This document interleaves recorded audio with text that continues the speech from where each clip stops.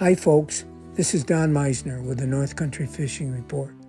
You know, uh, one, we talk about the tremendous success we've had with fishing up here in the area. And, I've gone long times and not talked about all the people that I've been impressed with, and especially with all the people that have helped us to do all the different fishing movements that we've done up here, our tournaments and all the things that we do.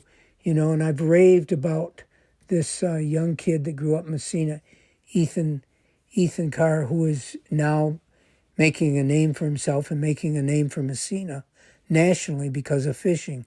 But there's other people that have done just as almost as well, and people that I haven't really given credit to, and I would like to at this time. They're local people that have entered our tournaments and that have really done us proud.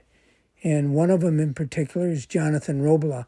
He helped me in the past in putting together some of my fishing behind the lines TV shows. He was always willing to help out, take me out in his boat, and I did shows with his families and his grandfather and different people that were part of that group.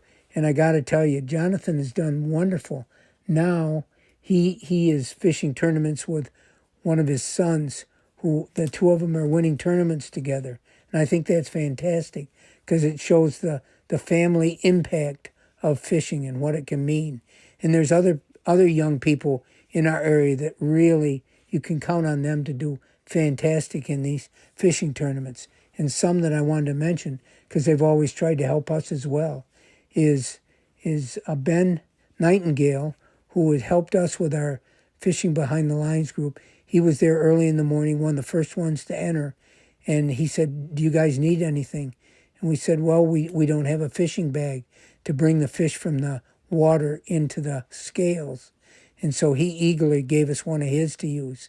And then after the tournament was over, he says, "Keep it and have it for next year." And that's typical of what Ben is like. And he's a great fisherman as well, does really well in our tournaments. A couple other people that I wanted to talk about was Jesse Spellacy, who really is a great young fisherman and is really rising up in the national ranks, I believe. And I want to give special thanks, which I never did before, to Bill Orlando. When we had our big bass blowout, we had a big wind come up and it blew our tent, our Messina tent, up in the air and into the intake, and it ended up sinking down into 70 feet of water.